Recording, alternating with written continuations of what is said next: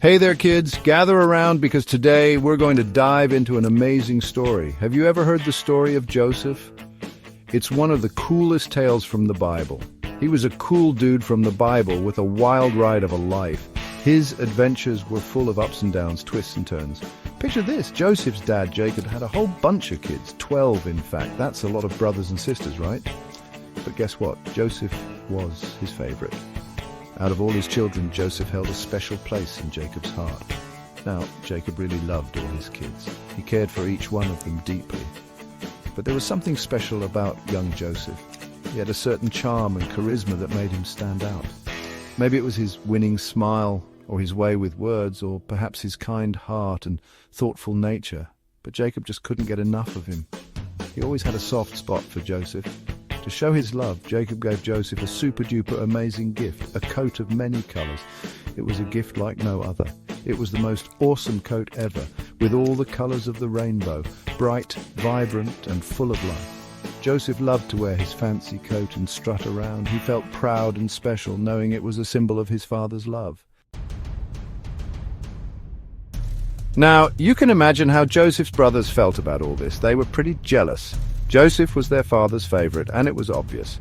He got special treatment, like that fancy coat of many colors. It was hard for them to hide their envy. "Oh, there he goes again, Mr. Fancy Pants," they'd grumble. Every time Joseph walked by in his colorful coat, it was a reminder of their father's favoritism.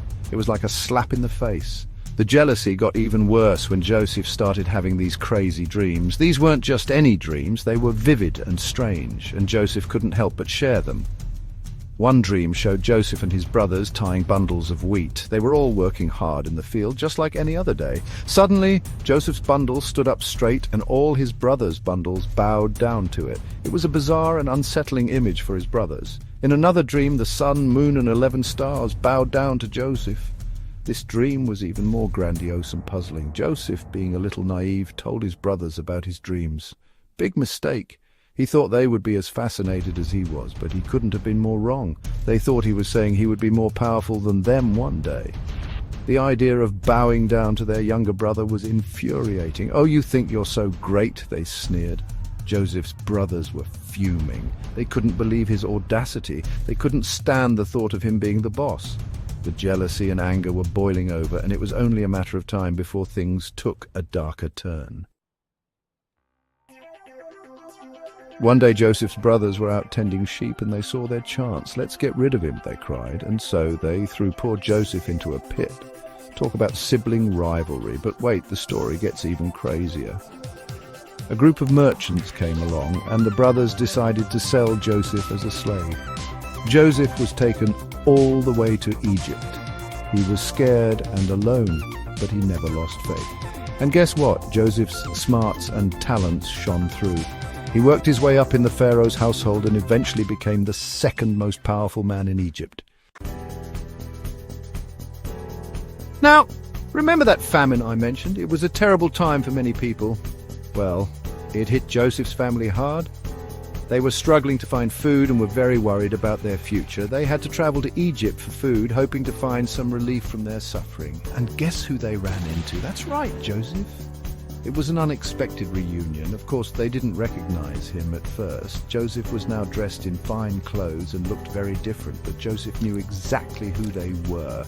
He had never forgotten his family. Joseph could have been angry and bitter. After all, they had treated him very badly. He could have punished them for what they did. He had the power to do so.